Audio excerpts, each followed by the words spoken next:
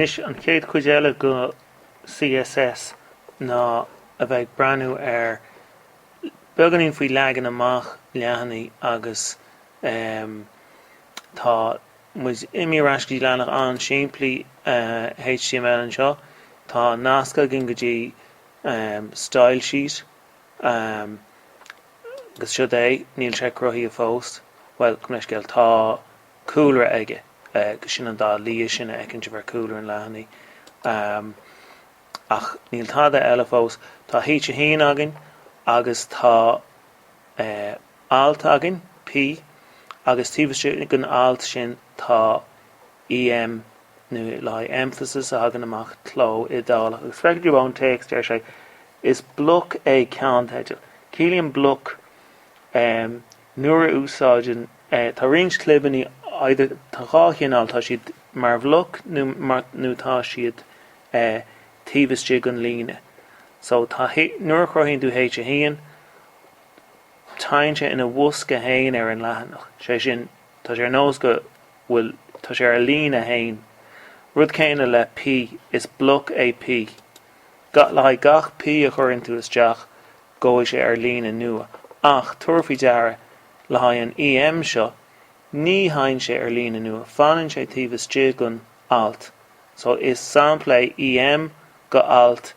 in san lína nu I méile block elements so H a héan is block element H a héan H a dó freisin H a 3 car cúig sé is block element P ach mar hampla EM strong image view is A le haid nasc tá si sin ar fad tíbhaiste gon lína inline elements so sin fan ar churann tú rins nasc le chéile go fanan siad ar an lína chéine okay now tá gá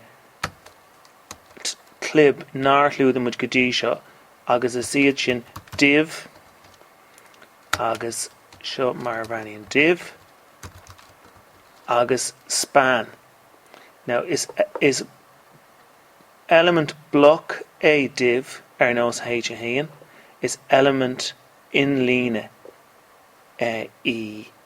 span ar nós EM so mar hampla is féidir le span a bheith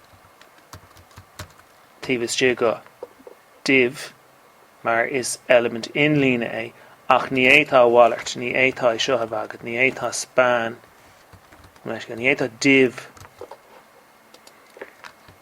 a bheith tíbhaiste go span mar sin ní bheith sé sin ceadaí mar tá div capi bheith ina bhloc so chathach rud éigean ar nós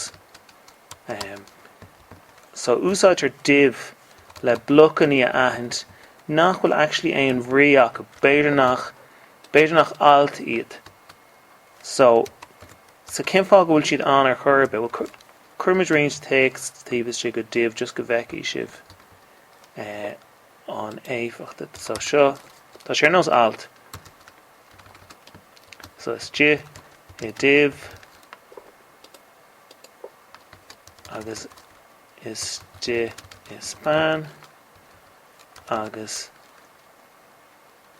arás the div so sáil mu sin so fecinn sibh tá span ar nós go bhfuil sé tíbhaiste go so ní léon éifeacht formáidíthe aige sin dámach EM agam bheadh sé idálach so céir a dhéanann tú well an rud a dhéantar go hiondú le divs ná tugtar úsáidtear an class úsáidtear an tré class le divs difriúil a aithint so mar hampla in san sampla bhí bháile ach lia bhí ollscoil ní difriúil an so go hiondúil tugann tú anam cíalbar an class so mar hampla ollscoil okay agus an sin den was dearm faoi span faoi láthair so just dearmid ar div so aber tíbhaiste gon so tá mé chun álas bhí ollscoil in í difriúla a chur isteach. So úsáidtear héite dó, so ollscoil chathair bhaile á clia agus site I.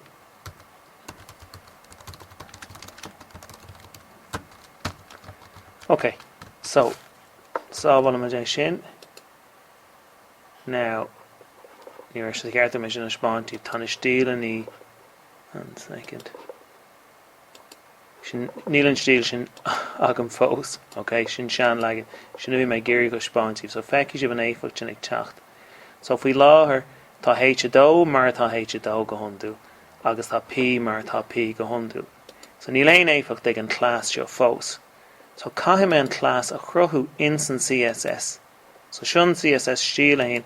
So ceanchaí a chruthíonn tú class, bhfuil chuann tú punk, agus an sin anam an na haicminú, anam an class. So anam na haicme tá agan inseo, na ollscoil. So caithim haicme chruthú de ranam ollscoil, agus chuann mar de punk ribh sin an chuig an naithníonn tú gur class atá an. Agus so is féilim rud éigen ar nós background color black agus color white agus má hábháil mu sin an éificht atá aige. Okay, agus just leanan tú ort na ceann an a rudaí atá mé géirí léir freisin sa rang se ná cad a sprí leis an tá rud ar thugtar an saoil an bhuasca ag baint le CSS. Well, blóm leis go baint le HTML, agus tá leanach ar le ar an W3 Schools faoi seo. Agus léirann se seo an tábhar a hains tíbhas jigga element, sin an content. Sin é an sin, ach tíbh mógó sin tá dún an padding a bheith agat, tíbh mógó sin a ríis tá dún an imel a léirú, a border, agus an sin an bhearna idir an element seo agus elementí eile léiritear sin leis an margin nó an timel. Tá dún aní tear ar fád a thucrú suas. So tuirmid luúchan í gona rudaí seo go bhheicimid na héifachtaí. So déanamid padding ar dús. So sin an spás díreach idir an tábhar agus an timel agus agus an well an timel an border stoi. So padding déanamid pixels. So chuirmid beidir 10 pixel an padding sábháil refresh agus sin tá 10 agus tá dún an padding le haid just tíobh amháin nó tíobh eile níos déanamid so chuirmid sus border so amar border tháinig sibh gur ceann buí agam sin so déanamid sin yellow agus tá dún an solid nó dash nó tá go leor luach ní difriúla agus 3 pixel. Tá sábháil é sin refresh agus sin an éificht a taige agus an sin an ceann faoi dhearra ná an timel nó an margin agus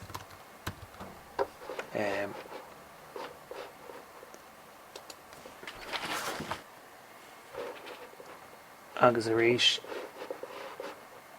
is féidir an timel a thucrú suas go dtí aber mis fithe agus sábháil é sin agus sin céach ó fada is atá sé ó gach rud eile san áirbh imlíne leathaní.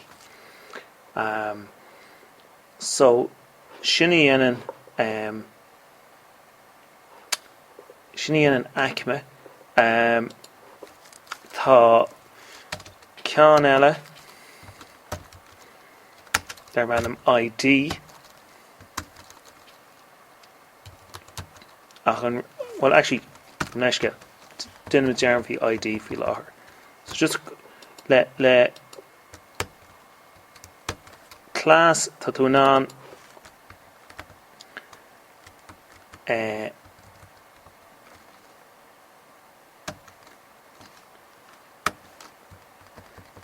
tá tú ná choláiste na hoscoile bhaile lí sa sin neiscirt. So just chur meisteach trí hoscoile eile.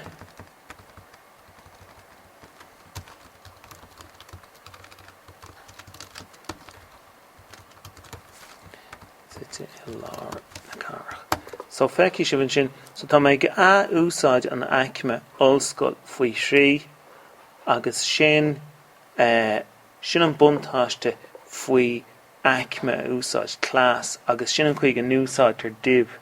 Mar dúirt méid tá tú ná clás a úsáid in éineacht le span, más máileat, agus cruthóg sé eilimint a anan tíbhas de an líne nach bhfuil ag cruthú bhloc nua mar tá na dibhs. Agus an tain rudí airs méid faoi an difriocht idir class agus ID, so aber ID chorthúm le príomhheadil. Príomh aber ID chum le príomh. An chuig an n-oibríonn sé sin ná inionad punk úsáidin tú hashtag, so príomh agus here much colour red, so má dhéanam sé é sin, tá sé sin dearg, ach má chuirm sé héite híon eile isteach,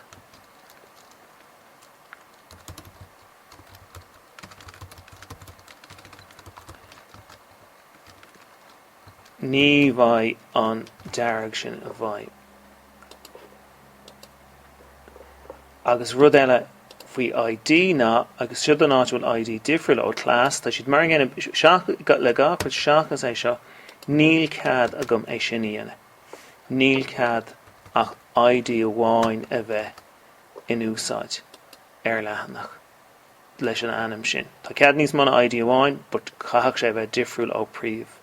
Whereas tá mé an class ollscoil a úsáid faoi 3 uair sin nó 10 uair, ní bhfeidhm ID príomh a úsáid ach uair amháin an leathanach sin. So sin an príomh difriocht idir ID agus class. Agus insan CSS léirtear class le punk agus an tanam, agus léirtear ID le hashtag agus an tanam.